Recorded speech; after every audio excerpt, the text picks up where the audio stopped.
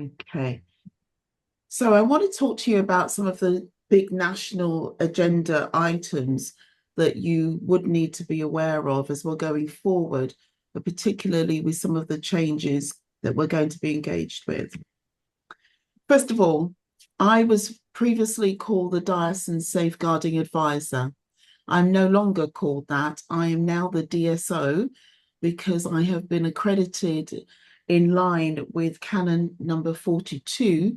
And so and that all kind of stems back from ICSA, that's the Independent Inquiry into Child Sexual Abuse.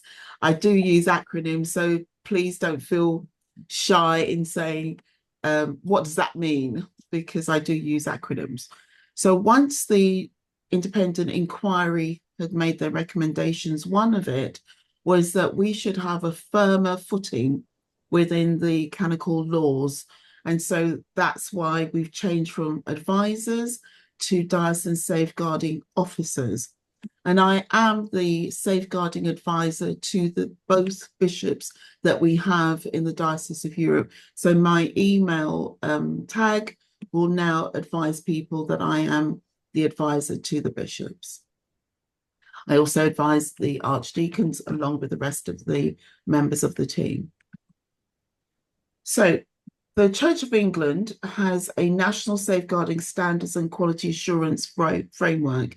It is available. Everything that I'm going to be citing now, you will be able to find it on the website. And I also want to just encourage you as you're going through, if there's any questions that pop into your mind, please write them down. And at a certain juncture, I'll be able to take them and hopefully answer them. So the framework.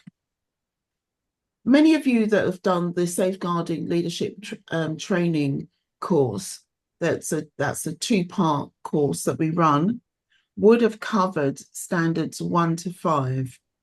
What the framework expects us to do is to have these standards permeating throughout every chaplaincy, every office that we hold, and every diocesan team that is operating within this diocese or in every diocese. They want to make sure we understand what cultural leadership and capacity means, what the impacts are that we have on each other. They expect us to know, what does prevention mean? And how do we ensure that we're preventing harm and ensuring that we're keeping others safe? They want to make sure, standard 3, that we're recognizing, assessing and managing risk. And what does that look like? How do you help us at the central office to manage the risks with you locally? They want to make sure that victims and survivors' voices are heard. And how do we promote their voices being heard? So we have got Eden Voice, which is a bit like a discussion group looking at various issues. And we're always encouraging every archdeaconry to make sure that they are represented on Eden Voice. We have an independent chair, who's Sister Julian. And if you're interested, all you've got to do is to email us and we will forward the email on to Sister Julian and she will let you know the meeting times. I believe they now meet quarterly to look at various ways they can strengthen the services that we offer within the diocese. They are not an advocacy group. If you are a victim and need an advocate, we have specialised agencies that we can refer you on to. And then last but not least, they want to know how we're learning. Many of you would not be having supervision, but how you are supported. So how we're learning and how you're supported is what we would be looking to have evidence on. Now, in respect of standard 1 to 5, they expect every chaplaincy to be capturing good examples of practice around these headings. And so the reason why we're capturing those good examples is so that when I come onto it, and I'll talk a bit more about the audit, we'll be able to demonstrate how we've taken the headings off of the paper and brought it to life, and then demonstrated we are able to do all of these things. Understanding church culture is really important. Some of you may have seen the Culture Cube if you've come to the Diocesan Synod, and maybe a couple of other, maybe even in training, you'd have seen myself or a trainer holding up a cube, and the cube have got all of these areas on it. Now, it is our responsibility to demonstrate how we're communicating well, how we're listening to each other, how we're modeling safe behaviors, how we're establishing good governance and building effective structures, managing power, and within that, collectively, it means that we are safer, healthier culture systems that we have in place. Now, unless we are actively putting these headings on a table and discussing it in a transparent way, we're not actually going to move forward, because it is really difficult to say, right, we are establishing good governance by doing ABC, when we never talk to each other about what does good look like.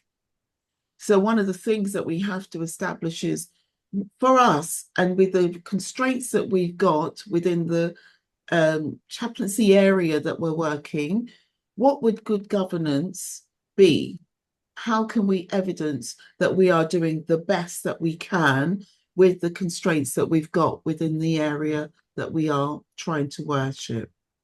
So that's going to be one of the questions that I'm going to ask you to start thinking about this culture cube, and thinking about the various areas, just selecting one area for each of your groups, and then coming back with examples of what you think you're doing well or what you think you could do better. Now, I think, Peter, it might be useful just to launch into that now and do like 10 minutes just in the discussion groups, and then we all come back together and I can just take some initial feedback and then continue with the presentation. Is that okay? Absolutely, Grace. So, do we want each group? Do you want to assign a particular topic to each of those groups? And I will set up 6 breakout groups. And Yes, Grace, I okay. think we were hoping that we might have a little bit of feedback, short, from each of our groups, because you've all looked at slightly different topics. We hope. So, very short, little bit of feedback. Group 1, who were listening well, hopefully they heard the instructions. Shall Somebody I from just group briefly 1. summarise? Yes, that'd be good. Lovely, Anita. That'd Yeah, be great. it's just ended up contrasting big rural chaplaincies like Aquitaine and then the Aero group and us in Midi-Pyrénées with Nice and more especially Maison Lafitte, the challenges of developing relationships and trust so that you can be available to listen. That's our first challenge, is doing that, and how most of us are solving it by having local people in local congregations who are available and communicating that their availability to listen. But it is difficult to build trust over a large distance when services are maybe now only a couple of times a month, but that's sort of the thrust of it. Thank you, Anita. Okay. Group 2, room 2, communicating well. I'm Shall I obviously carry on expecting being the big talker here? I'm expecting something brilliant from a group that was focused to communication. Well, Julie? actually, we did talk a lot about communication, because actually I was the only person in the room who is a safeguarding officer. So there were a lot of questions about how we communicate to the council, and how we as safeguarding officers take what we learn, and use that, about confidentiality, about how things are reported to council, how they're reported to the safeguarding office in head office, etc. So there was a lot of discussion about that and what we consider to be safeguarding and what we would do. And what we talked about a lot also was listening, because a lot of communication is about listening to each other.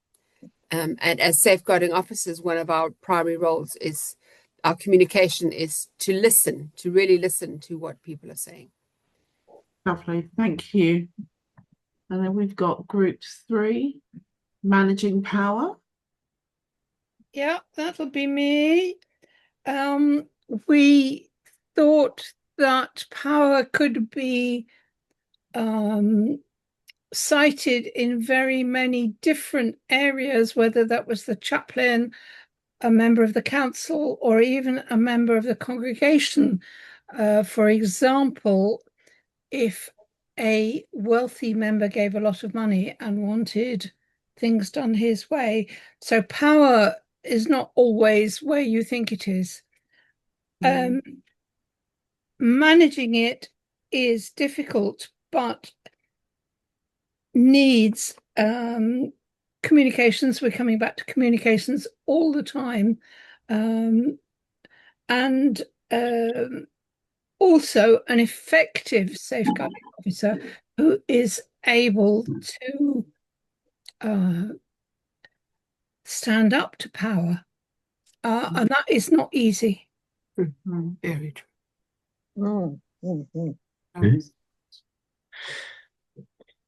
Lovely. Thank you, Rosemary. Number 4, room 4, effective structures, building effective structures.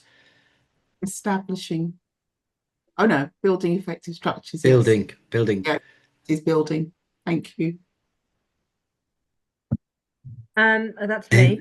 Sorry. We talked about the importance of the chaplaincy role and the chaplain. And then because 2 of us in the group are in congregations in chaplaincies where we're in vacancy at the moment, we talked about how the structures really come into their own when you are in a period of vacancy, because you need to work around the whole.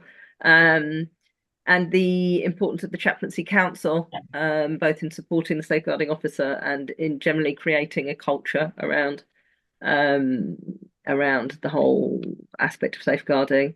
But that ultimately the structure is people. The people are the structure. And the safeguarding officer being the most obvious sort of manifestation of that.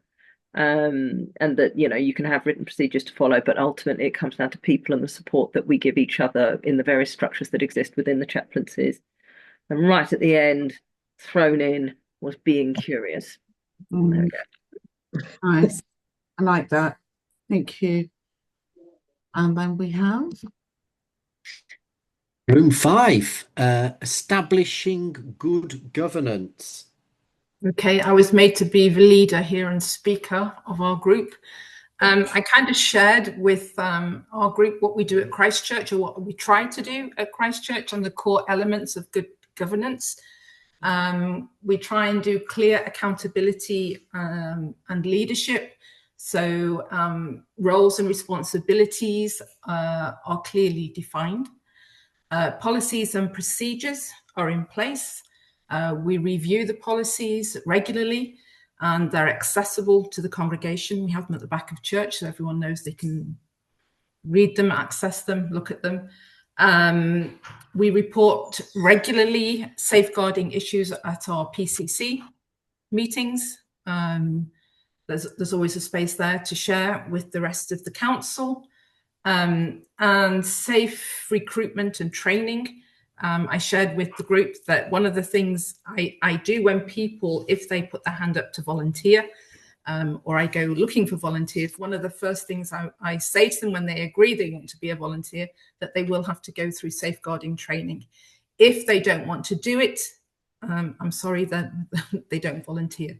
I have to be pretty brutal because Grace taught me that way.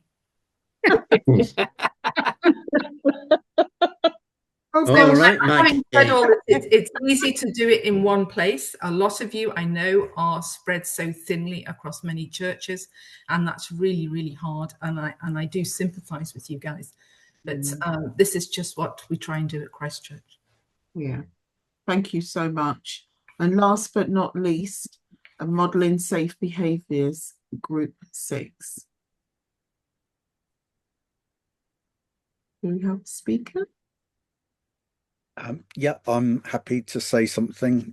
Thank you. We spoke about the need to be culturally sensitive and how people in our chaplaincies have different approaches to how they behave, how we can model safe practice in many different places. It's not just about people who are up the front or visible, it's about everybody being able to do it. It being inclusive, being aware of people's risks and the need to keep them safe. And a key element of that is having empathy, how we put ourselves in other people's shoes and see things from others' perspectives.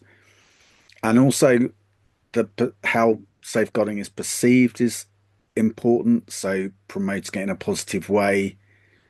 And sometimes that requires discretion as well about how you apply it. So it applies to everything really, but having a particular example helps to understand what that means.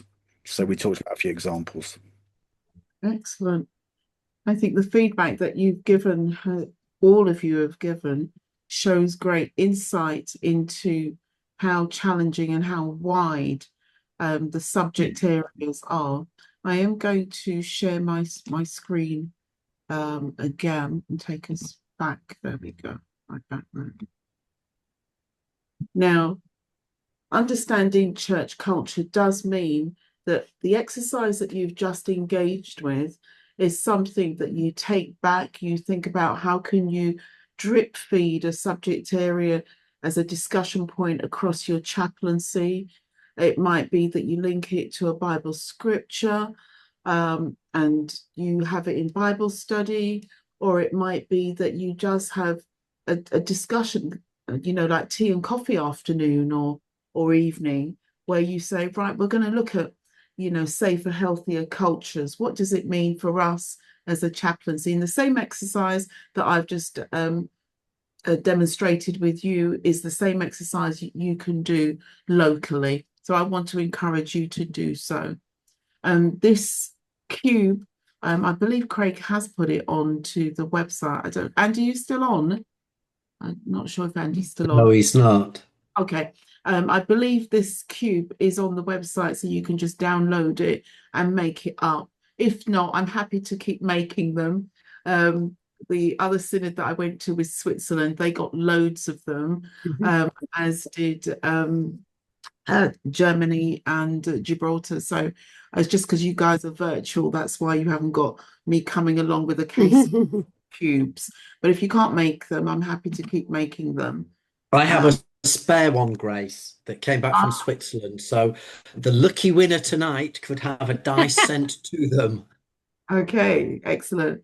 So it's frozen. Don't know why it's frozen. Oh, there we go. Right. Okay, got it moving. So now we're going to be moving on to managing allegations, code of practice. We are still with the Church of England's national change programs. Now, before you would have had a safeguarding practice policy, as it were, that you had been following, but the code of practice has changed significantly. And in September 2025, this new program went live. It was managing codes of practice. Oh, it's not changing. There we go.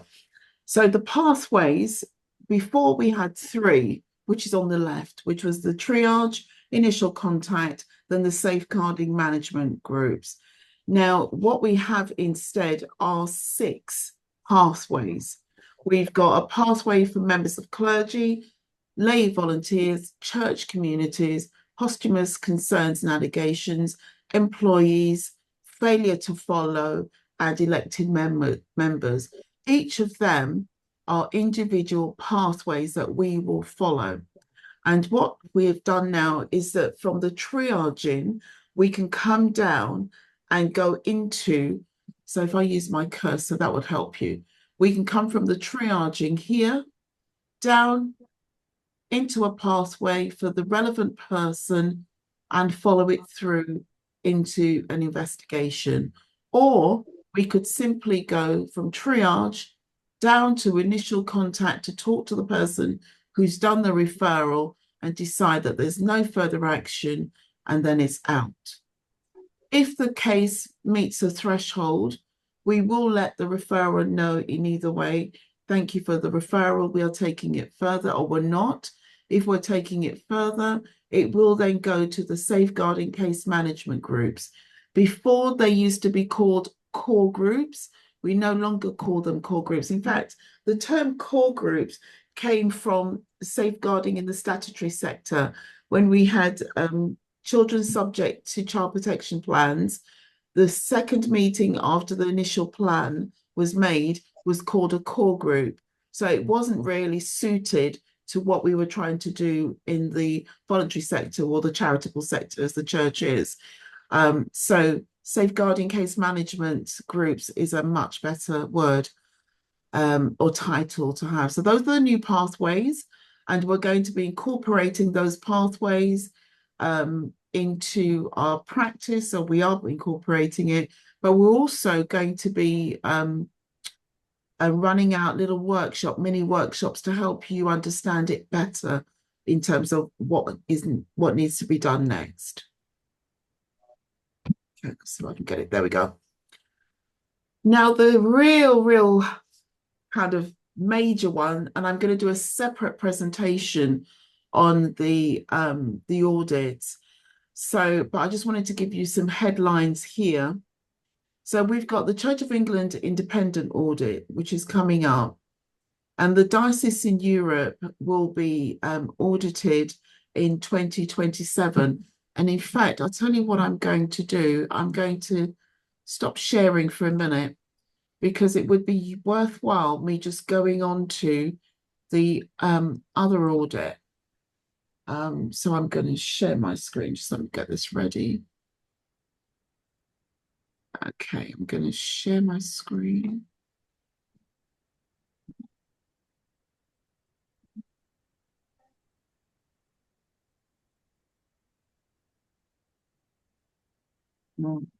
There we go. So let me just talk about this in a bit more detail now, rather than breaking it up and coming onto this later. So I've told you that ICSA, IICSA, stands for Independent Inquiry into Child Sexual Abuse. They've made several recommendations, in particular 1 and 8, and that's what we are following at the moment. There we go. The recommendation 1 I've told you is about the Diocesan Safeguarding Advisor changing to officer, and then recommendation 8 is around the independent external auditing, which INEEC is. Now, INEEC is an independent organisation based in Ireland, run by a man called Mr. Jim Gamble, and he has been appointed to lead a team of independent auditors to look at us. So you know that we had PCR 1, we had PCR 2, now we have INEEC looking at the whole diocese in terms of how the whole diocese understands safeguarding. I've talked to you about standards 1 to 5 and the fact that the INEEC audits and all of what they will be doing is based on standards 1 to 5. And as time goes on, I will be rolling out various tools which will help you engage more. Engage more with the standards, as well as engaging with the various tasks. That we will be providing you with full support. You're not just going to be landed with loads of requests and there'll be nobody to talk you through how do you do it. So far, INEC have completed 11 dioceses and cathedrals, and they have published 7 reports.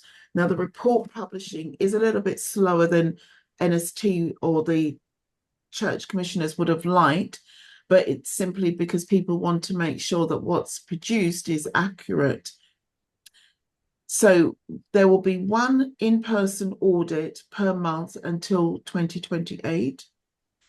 We have found that the auditing process so far, when I've met with colleagues who have been audited, because we have an audit prep group and a post-audit group that we can also go into, and they have found it, those of them that have been audited, they've found it invaluable. They felt that it has helped them to move on and improve practice. Now, a SPOC is a single point of contact, and we will have one in place in May 2027.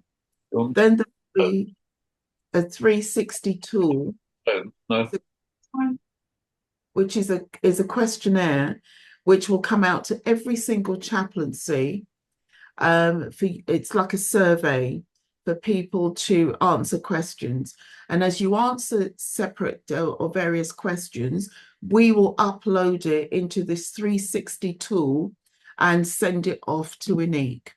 There will be in-person visits in October 2027, but our preparation will start way before that in 2026. So we will need each chaplaincy or archdeaconry to appoint a single point of contact. As you can imagine, centrally we'll have a single point of contact as SPOC, but so that we're enabled to make sure that we're gathering the information not from various people and it's inaccurate. It would be great if you could start thinking about who could be our SPOC, who will be the person that will be responsible to feed into the central SPOC the answers to the questions that we have. We will explain what the role of the SPOC will be, and we will provide additional support for the person appointed as SPOC. With things that we will need to be thinking about will be communication channels, the meeting papers for the last 12 months. Now, we have heard as well that they have been going back as far as 3 years to see if we've been consistent or just lobbed in a number of papers so that we can look good for the last 12 months. So we do need to start thinking from now. When you have your chaplaincy council meetings, are you minuting them? Are you agreeing those minutes, and are you keeping them stored securely? How are you keeping records of your training, your DBS checks that you've completed, or your police checks local to your country? How are you keeping records of those? Evidence of good practice, areas of development, things that you know we're not doing so well. How are you recording it and then using it as a checkpoint to come back and say, I think we can move that from areas for development into, yes, it's an example of good practice. Any previous reports that we may have had and you may have locally, we'd ask you to start galvanizing them and putting them together in one place electronically. The standards, being mindful of standards 1 to 5 and making sure that it is incorporated even into our minutes. The way we structure it, I do a report to our Diocesan Safeguarding Advisory Committee, and I now have structured it against the 5 standards so that I can start gathering my evidence of how I'm informing strategically what we are doing to engage with the standards. And what's really good is that if we read other diocese and cathedral reports, it helps us understand some of the challenges that they've experienced, but also some of the highlights that they've been able to flag. Obviously, because we're across Europe, our engagement with statutory agencies is a bit, I would say, flaky. We do need to gather local evidence of local agencies and put together comprehensive databases for each chaplaincy, for each chaplaincy area of who's there, What mental health services do you have? What children's social care services, what adult social care services do you have?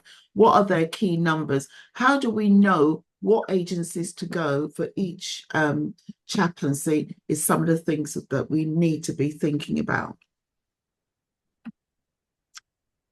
The folders of evidence should be stored against the standards.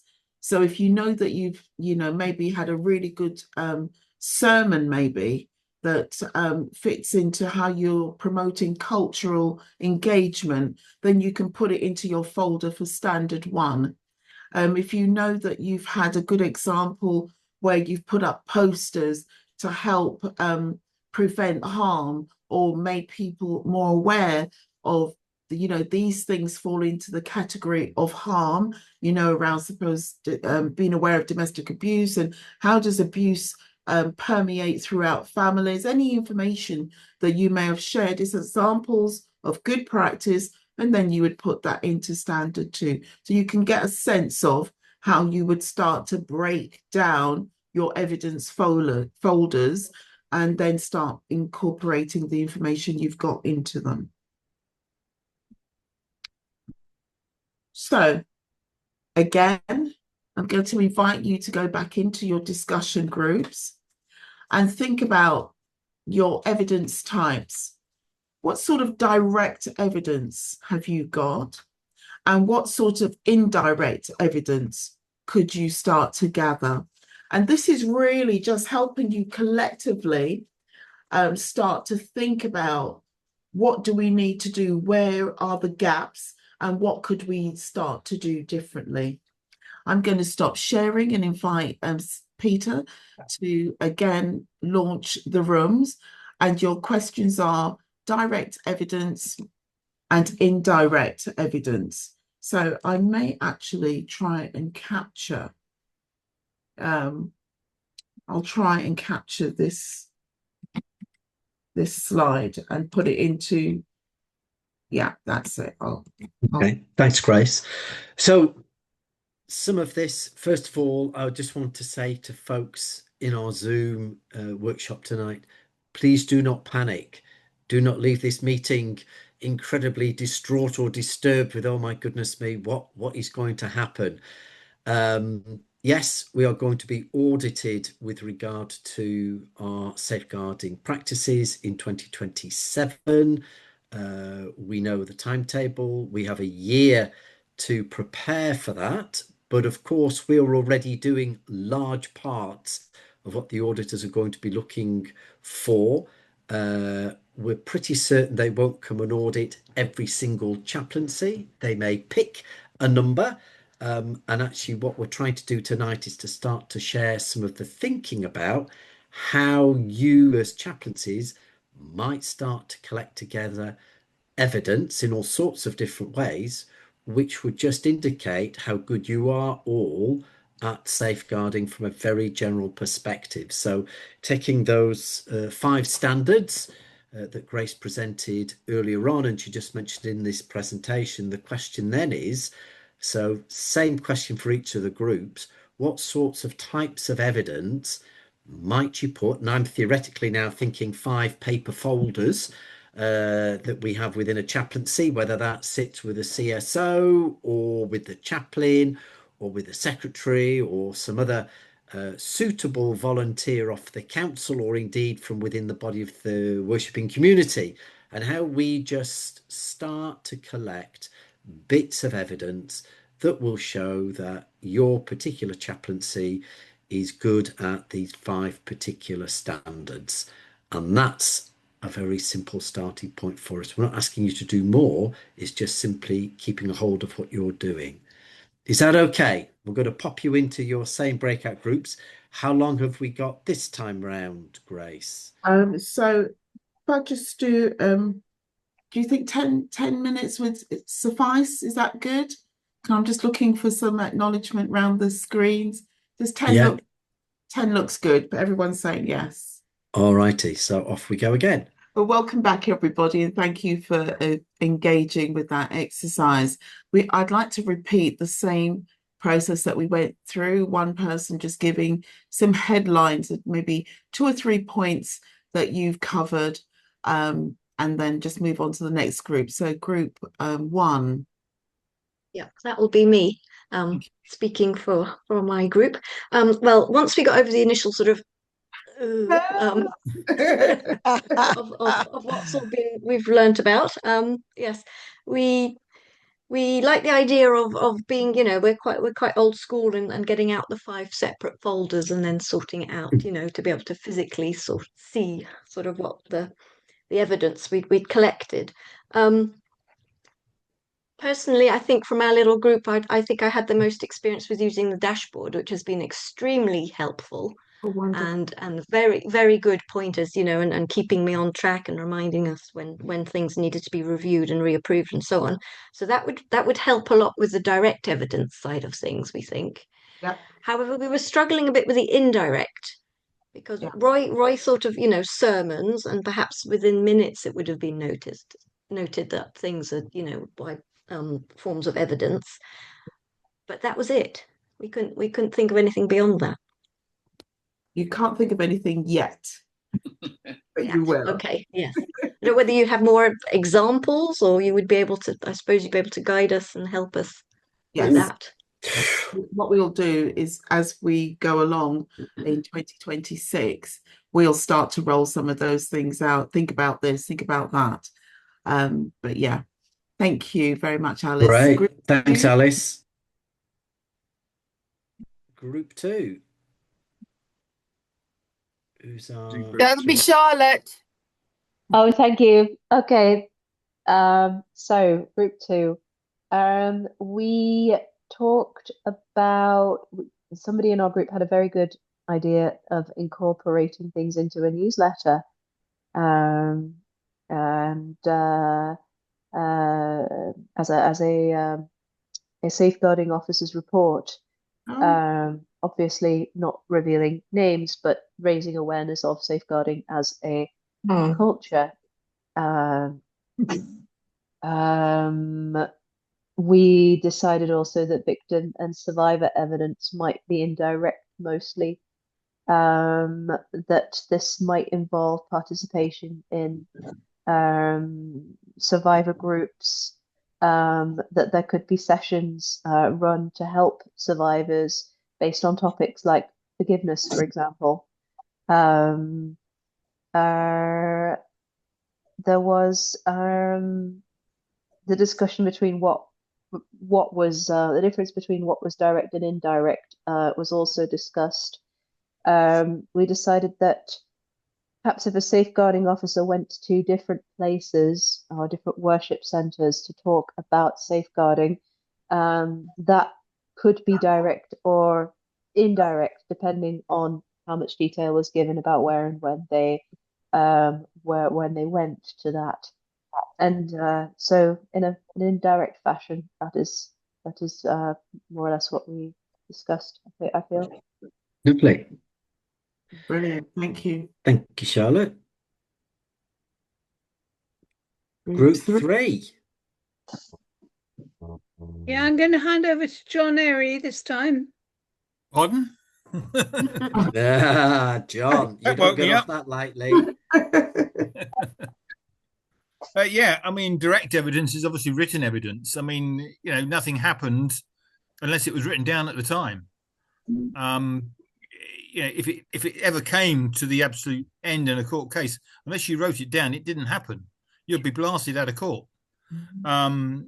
Obviously, use of the dashboard, up to date and regular. I mean, indirect evidence is obviously circumstantial third party, which is, yes, you've got to take note, but be careful with it. But yeah, no, it's a very delicate subject, and obviously direct evidence, things like council meeting. If you have your council meeting minutes saying safeguarding no comment, month after month after month, then somebody like Grace is going to say, hang on, surely. So it's all these other things. Is it on your website? Where is the safeguarding poster? Is it on the door of the church, or is it in the back corner? all these little things that all add up to direct evidence. Yes. Is it on, you know, website, posters and things like that? But that's pretty much it. Thank you. Lovely. Thanks, Excellent. John. And we're on to, is that group 4? Is it? Or Group 4, yes. I guess it's still me because we got cut off before we could. So we talked about the minutes from council meetings, but we talked about how those minutes are going to need to be maybe more consciously organised, more specifically dated, more specifically, you know, if we haven't had if the way they have been kept has been a little more relaxed, maybe we need to be a little more formal about that, the way that those things are being kept, and safeguarding reports. And then we spent quite a lot of time talking about the importance of confidentiality and how we were addressing that, and what are the kind of issues moving forward in terms of how the information that you share in terms of what you're doing about safeguarding, and the information that you don't share about what you're doing in safeguarding, in view of the capacity of congregations to create Hollywood style scenarios about very, very little information. So we had quite a long discussion about that. Okay. Are you a CSO, Emily? Yes.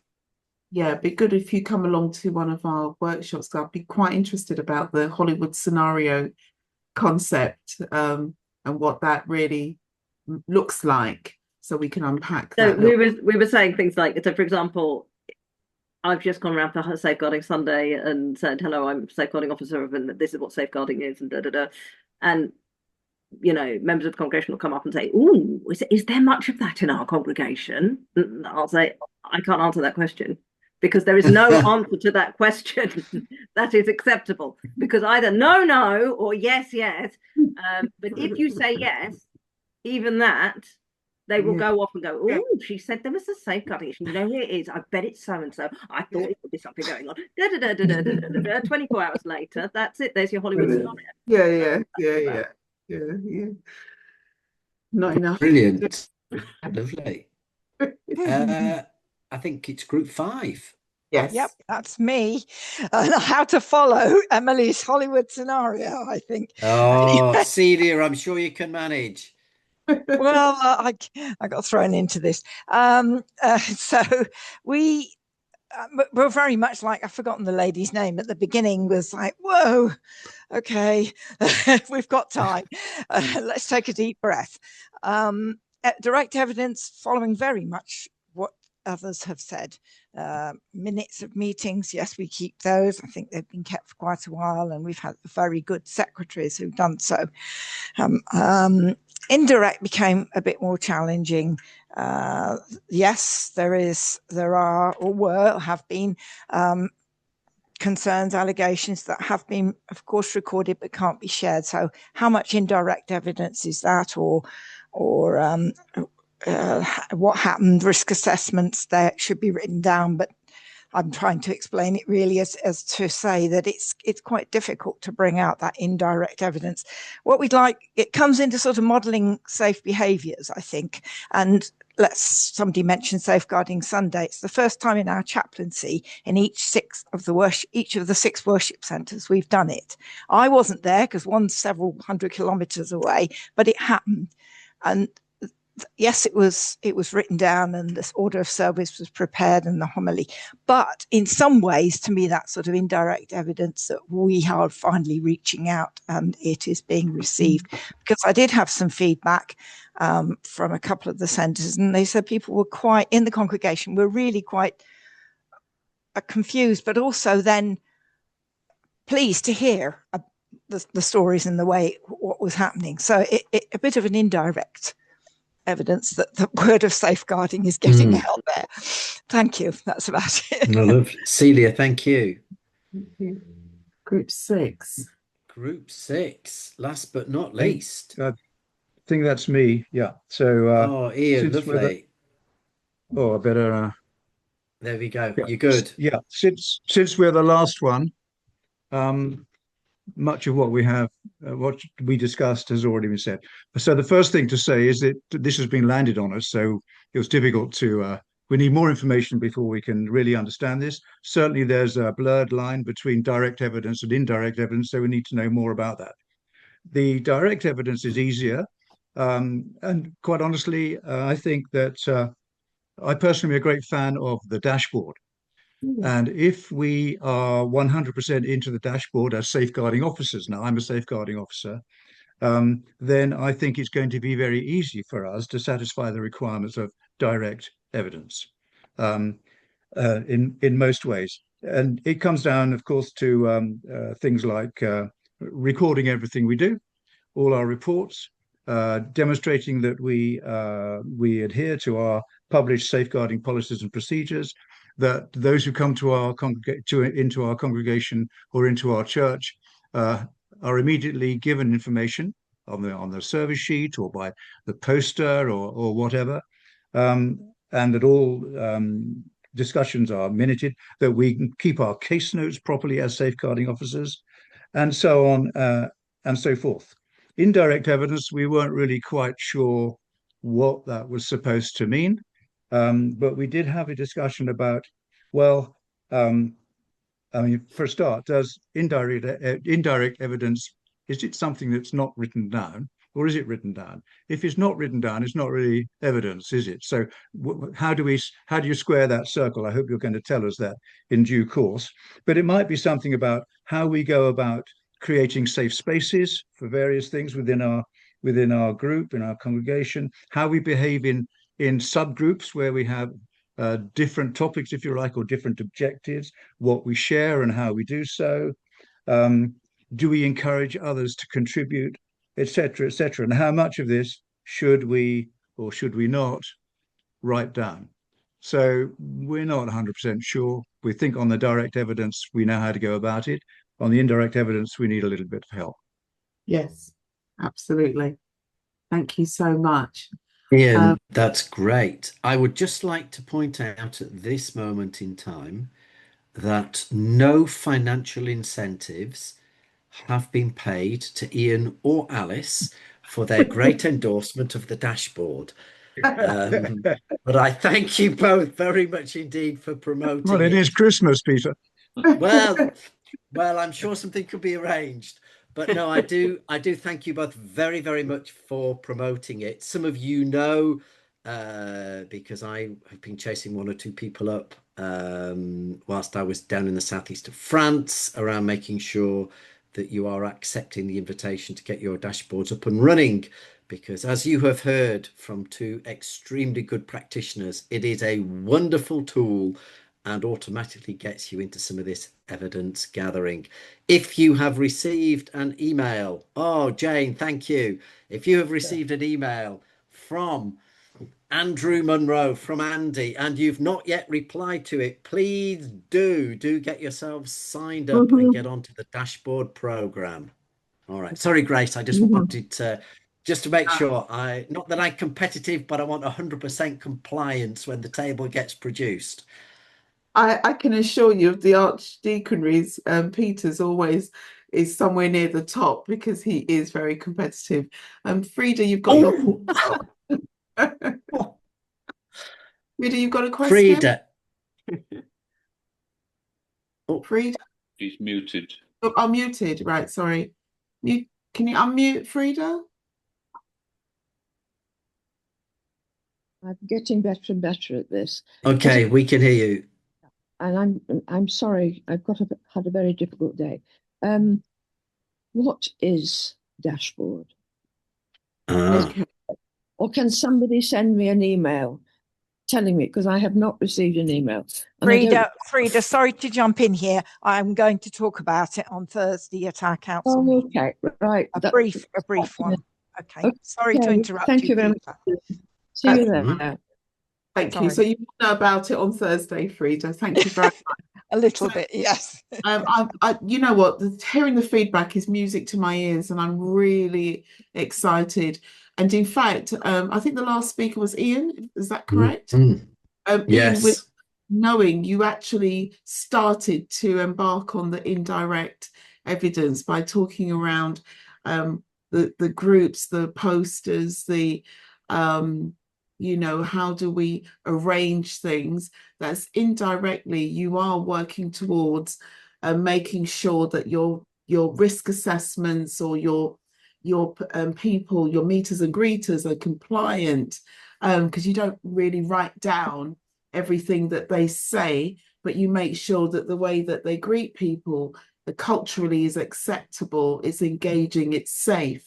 So that may not be direct evidence, but it's indirect evidence towards how you're doing well. But we will talk about that more. So I've just got a couple more slides. I'm going to stop by 1:45. So I just want to do 4 more minutes and then hand back to Peter for any general questions and then to finish. So just let me very quickly.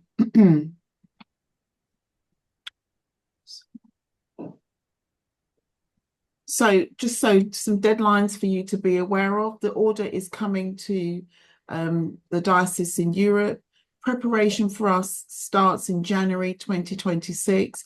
Look out for the messages that we're going to be sending out, the workshops that we're going to be providing to help you prepare. We've got 12 clear months that we're going to engage with everybody to make sure they're ready for the surveys, they've got their evidence together to submit, so that, when it comes to January 2027, everything is all filed and ready to send to us so that we can upload it. Field work, which means that the audit team will be on site somewhere, maybe in your archdeaconry or another archdeaconry from October 2027. They will definitely be in Tufton Street and also in the Brussels office as well. Priority, I'm so glad that Ian and Emily have already talked about the dashboard. Every chaplaincy must be on the dashboard, as Peter has already expressed. Now, I've had some feedback about the conference, and I'm not going to go over that right now. I just wanted to give you a snapshot in terms of your leadership training. France is doing really well for the quarter that we're looking at, Q2. You've had the most people going into the leadership training course. Keep it going, making sure that, as many people as possible are engaging with your training. The other thing to be mindful of, this is around compliance for church wardens. Now, I had some feedback this morning, which was very interesting. There was a couple of church wardens that didn't know what we were talking about in terms of being checked when they were contacted. And it's because they didn't speak English. So if you've got church wardens that are not fluent in English, we communicate by English, but we've got language line. So if you know that the information that is going to be sent to them because they are holding a post, please let us know. We need to send it in another language so that we'll translate it so that they can engage with the written material. And hopefully the unchecked number, which is 81 at the moment across the whole diocese, will change to 0.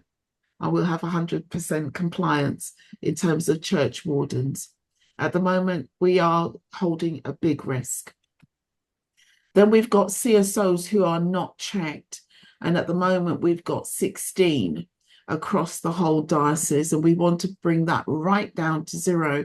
So when you know you're having the annual meetings and you're voting people into posts, the first thing you should be kickstarting is their compliance checks so that they land ready to go. I wanted to show you the Archdeaconry France dashboard. I hope you can see that. I know it's a bit small, but I just wanted to say that at the top is the Northern France. We have got some, so we've got Chantilly on level 3, Mazons, Lafitte, is that correct? Am I saying it correctly? Maison Lafitte, and they're with us tonight. Yeah, they're on level 3. Versailles is on level three. Yeah. What would be brilliant is if we've got everybody on level three.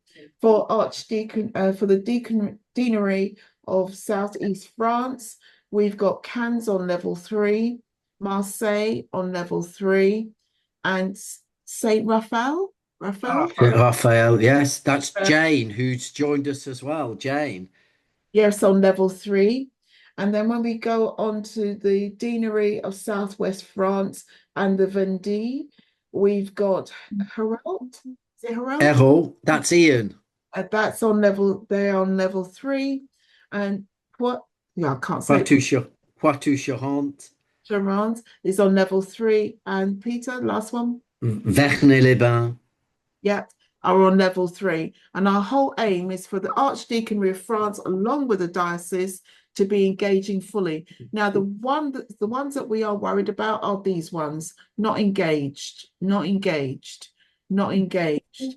so, you know, we want to know what the challenge is and let us help you become engaged.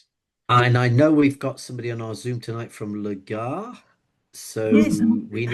we need to get you on the dashboard. I'm at the moment trying to resurrect the email. Okay, oh bless you. Which hasn't been used for 19 years, apparently. Oh no, okay. Well, now's a good time to be doing that. Yeah. No, I'm in the process. Yes. We'll Okay. send you a new email. You don't need to go back for the old one.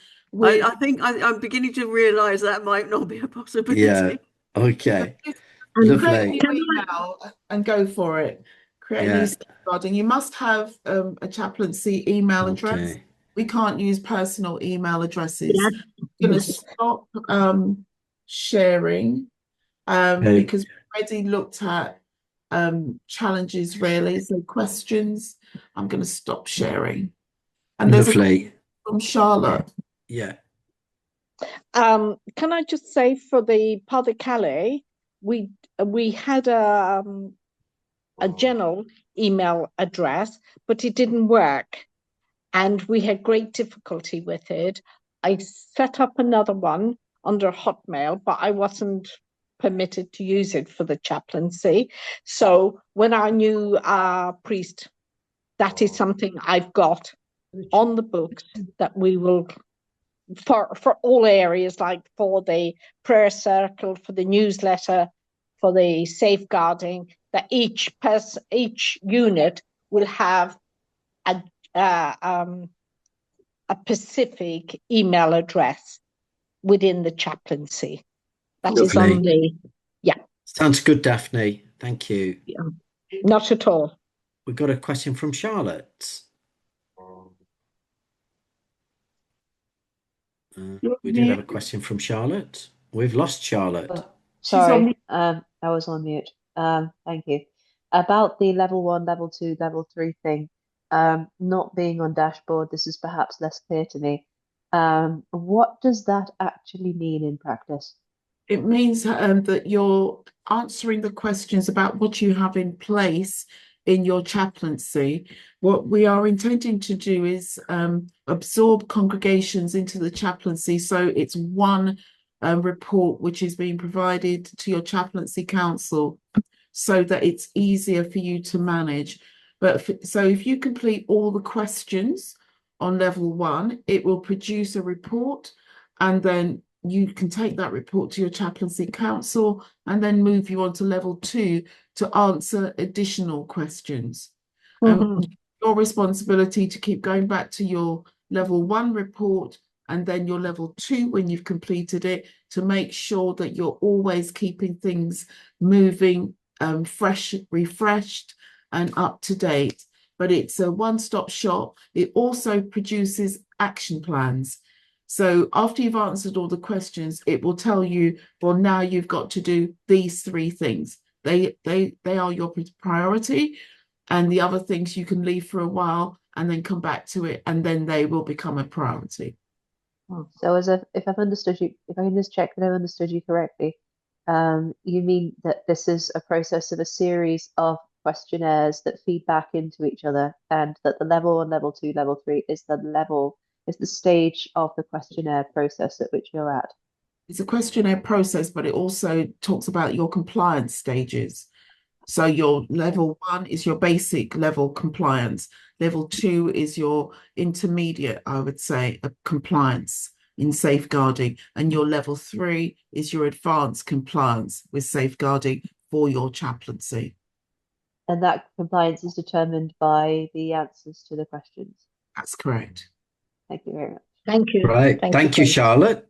That's helped demystify some of that. Lovely. Yes. Any other questions for Grace? I hope I haven't stunned you. Alistair. No, I can see Alistair's got his hand up there. Yeah. Not a question so much as an additional comment on the last breakout. Kathy Martin came up with the extremely useful comment about trying to a sort of preventive medicine, she called it, where you try and foresee a problem which could lead to a problem of safeguarding, and trying to prevent it in advance by reacting to it. And we then compared that with the looking after people by visiting them and so on, and the welfare side that we do, which should help to avoid some of the safeguarding problems. Absolutely.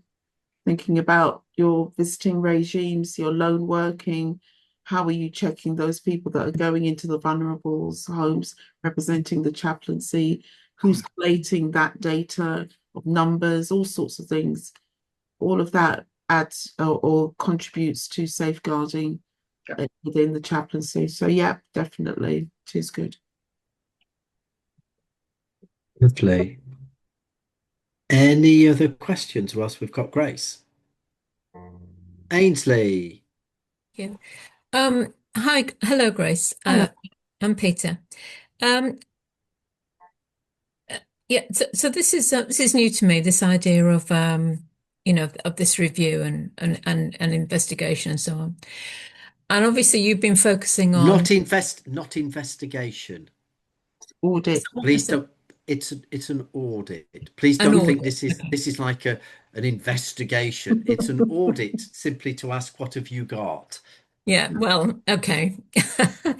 Okay, I accept that. So this clearly, Grace, what you've been talking about tonight, given the audience, is what's required, I suppose, at chaplaincy level by volunteers. What with this audit, what will be happening, say, at other levels in the diocese, because obviously we're all supporting and paying for the diocese and so on and so forth. What can you just give us a brief idea of how this audit will be effected at other levels in the diocese? So if I give you an example, if your chaplaincy is selected to be have members of your congregation or your chaplain or your church wardens even interviewed, myself and Archdeacon Peter would be present to offer you support. We would prepare you for that interview. We also will help every single chaplaincy with their responses, helping them disseminate the information or the questionnaires that you're going to receive to all of your congregational members on roll. We will be helping you collate that information back. We will be responsible for uploading all of the documentations that every single chaplaincy sends back. It's our job to upload and respond to all 360 questions. So if every single chaplaincy responds to every question, you can imagine the vast amount of documentation that has to be uploaded. That's what we're going to be doing.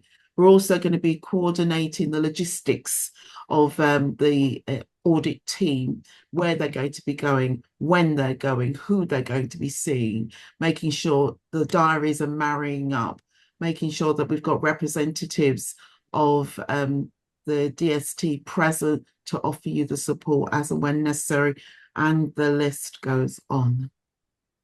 Thank you. That wasn't actually quite, I'm sorry if I wasn't clear, Grace.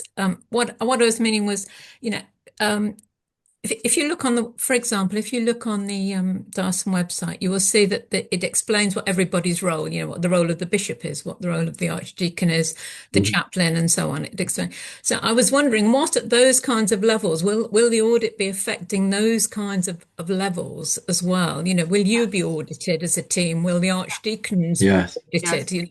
Yes. And what in this same sort of detailed way? Yes.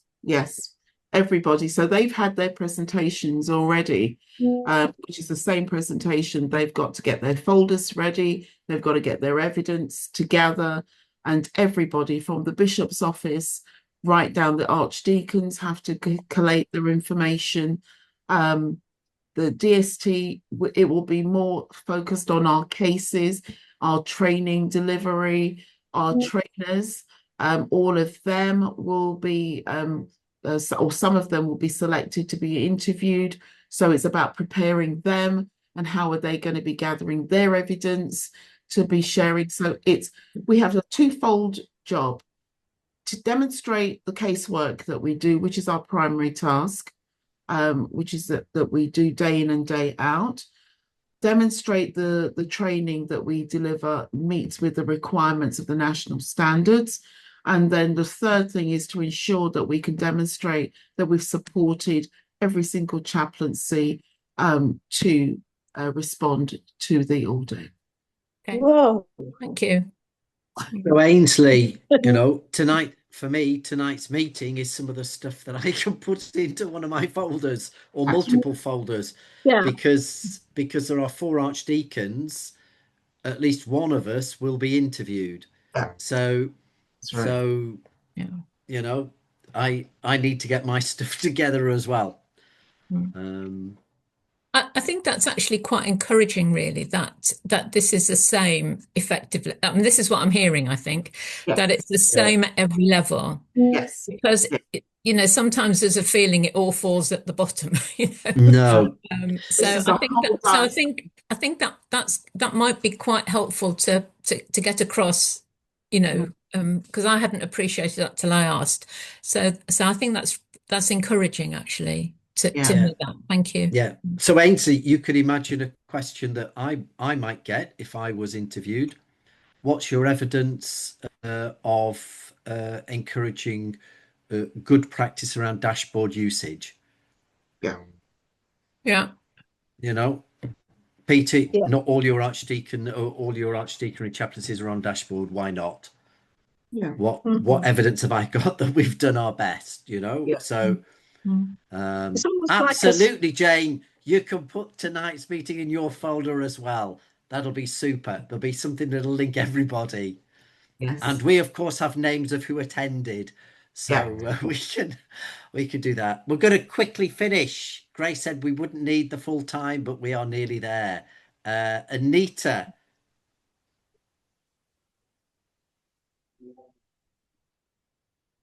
It's on mute. You're muted, Sorry. Anita. Yeah. No, it was just, so we're gathering all this information. Who's it? I've probably missed something near the beginning, but who's it for and why are we doing it? It's for Anita, don't worry about that. We will cover that on Thursday night at the council meeting. Okay. Charlotte. Again, just trying to a very quick one. The question was, is it just safeguarding officers that can use dashboard, or can that be spread around multiple people? Well, it depends on what you mean, multiple people. Safeguarding officers, assistant safeguarding officers, we ask them to lead. We know that some chaplains have view-only access as well. We do want it to be the CSOs that are driving it. So when you say multiple, you would need to discuss with the central office what you mean by multiple. Oh, quite Thank you. simply, okay. Yeah.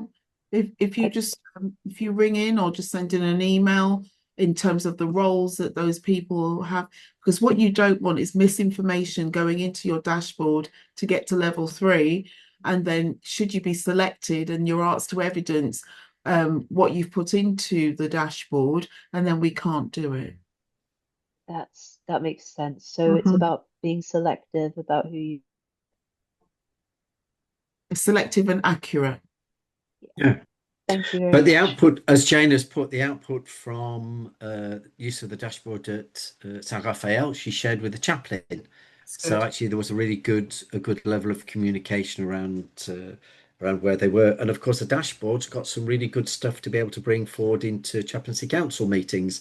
Yep. So you do avoid then that scenario that John was talking about. That yes, we have a safeguarding topic on all of our agendas. And it always says, no comment, nothing discussed against it. So actually, the dashboard can provide some things that can feed into and be used for a council meeting agenda as well. It doesn't dominate it; it just adds partly to it, which is super. Absolutely. That would be really helpful. Thank you. Ah, yes. There's the question. That's the badger we were looking for. Definitely. I really, really want to try to encourage getting a network of our CSOs together in France. I would like to tell you that the CSOs in Switzerland are already networked and really enjoy having easy communication with each other. And I think, Rosemary, it's not beyond the wit of man that we might be able to, or woman, I just need to correct that, that we might be able to do this. One of our difficulties often is our databases are not up to speed, and so we can try and pull contacts from a diocesan database, and sometimes we find it's completely the wrong people. So we will do our utmost best to see if we could pull this together and get a French CSO group. That would be wonderful. Be good. Yeah. Okay, Rosemary, is that what you were going to say? No, I think that will be excellent. It's something I want to talk to Peter about. And as I've got him in the car on Saturday for 2 hours, I'm going to bend his ear. But Grace, could you share your presentation with me so that I can share it with people who couldn't be there tonight? Yes, I can. Thank you very much. That would be great. Great. And lovely. Is it possible to get this in paper form, or do we get it from dashboard, which I can't get into? No. We'll send it around. We'll send it around. Lovely. There'll be a link to the Archdeaconry website, which I hope you look at every day. There will be a video, there will be the summary report, and various other things. Lovely. Okay. Yeah. Right. So we're Super. going to Thank get you. all of Grace's slides. Is that right? Yes, that's what I've Yes. just asked her for, Carol. Yeah. Okay. Right. Okie dokes. I think we are going to bring our meeting to a close. I think we are absolutely 4 minutes on time. Frida, you have another question. Frida, you are muted. So is Alice. Alice has got her hand up. Okay. No, it's a very quick. It's not a question. I just want to say thank you very much for this meeting. I have learned an enormous amount. There's been a lot of hard work. It's going to continue, I know. And just to say that one of the most important things that I've heard tonight was quite early, and that was we have to put ourselves in the shoes of other people. Thank you. Good. Frida, thank you. And Alice, yes, we will do our best to build a bit of a database based on some of the GDPR constraints we may have. We probably will start off with just sharing emails and bringing everybody together. And if folks are quite happy, then we can put a little bit more detail in that as well, particularly phone numbers, which are always super if you've got something you don't know how to deal with it. Yeah, WhatsApp groups are also really good for quick questions as well. So lovely. Grace, I personally want to thank you, along with what Frida was saying. Absolutely brilliant, absolutely brilliant. We don't want to scare or frighten people. We know this is coming. It is a fantastic opportunity for us to showcase to others how good we are with our safeguarding already. This isn't about, oh my goodness me, we're not doing this and we need to start doing it. We are doing these things, and it's just making sure that we are able to show to other people, to unique when they may come round, that actually we do what we say we do. Because as a diocese, we are very, very strong on our safeguarding, which is absolutely brilliant. And that, of course, just as we were hearing from Aquitaine from Ainsey, is indeed based on the fact that we have some fantastic volunteers, and our safeguarding program in the Church of England is based on volunteers. Right. And I am extremely grateful to you all for joining us tonight, along with our Archdeacon reps. Grace, would you like to close with a bit of prayer for us as well? I know you're a very prayerful woman.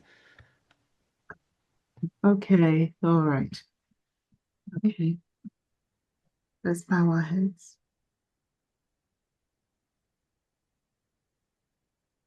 Father, as we just give you thanks, and we center our spirits and our minds on you at this time, saying thank you, Lord, for helping us understand more how much more you love us and how much more, God, we are able to give to each other and to those who come into contact with us. Father, I place each one who's here today before you, asking that you would protect them, that you would guide them, that you would strengthen them, Lord, and that you will carry them in the palm of your hands so that they would know that they are loved by you. I ask you, Father, that the rest of the evening will be a restful one.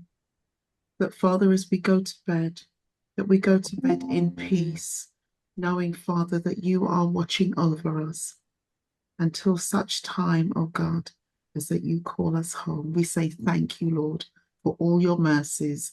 In Jesus' name, we say amen. Amen. Together by saying the Lord's Prayer.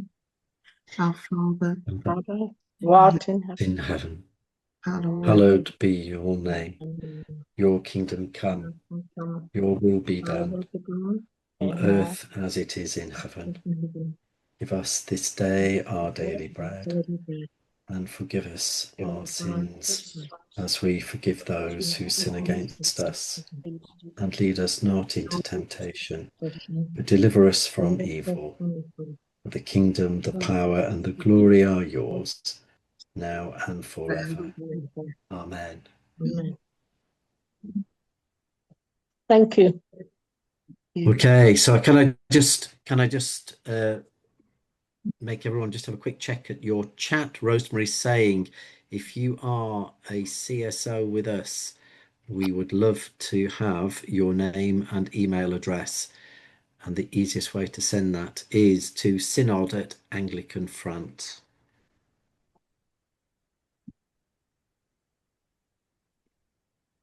If in doubt, you can either send it to me.